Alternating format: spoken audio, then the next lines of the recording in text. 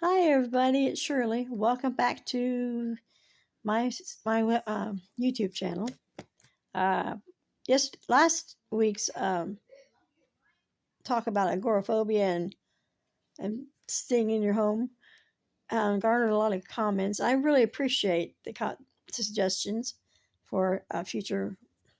What is that? For future videos.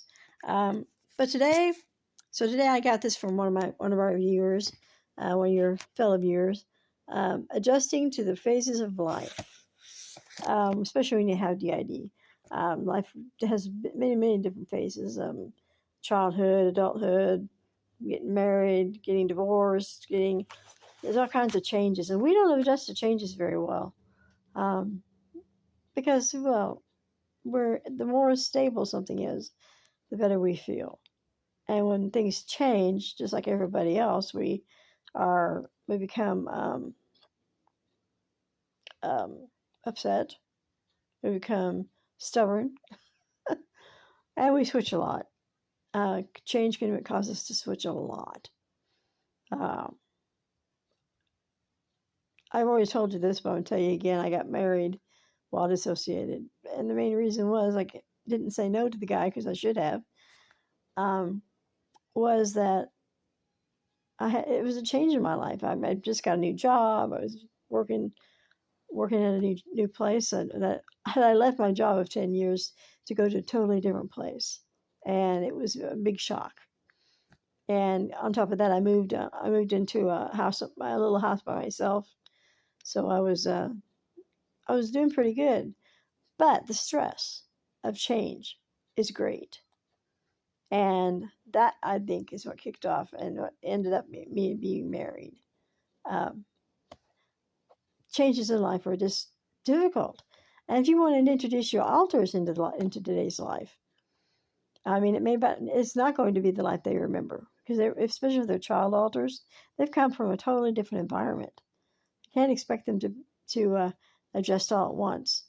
Um, Perhaps it's safer there. Perhaps it's quieter there. Last they knew, they were being abused, and things were not quiet, and they weren't safe. You have to do it slowly sometimes. And the way I've done it with my child alters is to, one by one, hold them and tell them, you can come live with me now. It's safe here. I will take care of you. That will never happen again. I won't allow it. I won't allow anyone to ever hurt you again. And it may take several times of telling them that, but eventually they do come around and become part of me. They don't go anywhere, They're still there. It's just that they're happy now. They don't feel the need to be here anymore, to take over the body, to cause chaos. They don't feel the need to do that anymore because they know they're safe. They know I'll take care of them. Um, the damage from the pandemic is another topic someone brought up, or maybe the same person. And that's true. The isolation, it was perfectly fine to isolate during the pandemic. Everybody had to do it.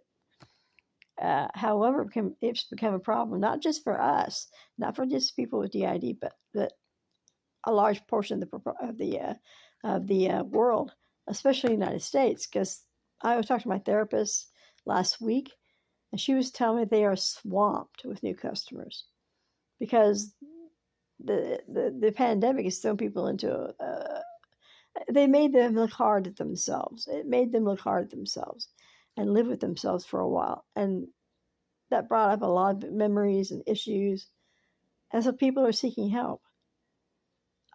She says they're going to go to a 2-year waiting list, and that's sad. I mean, that's so sad that they don't have a therapist to take care of these people. It's a national crisis. I'm sure you're aware of that's been in the news. Anyway, keep those suggestions coming. I appreciate them very, very much because I'm a little airheaded sometimes, more than a little airheaded sometimes, and I can't remember, I can't think of what to say. So anyway, Thank you, and you have a great week. Bye bye.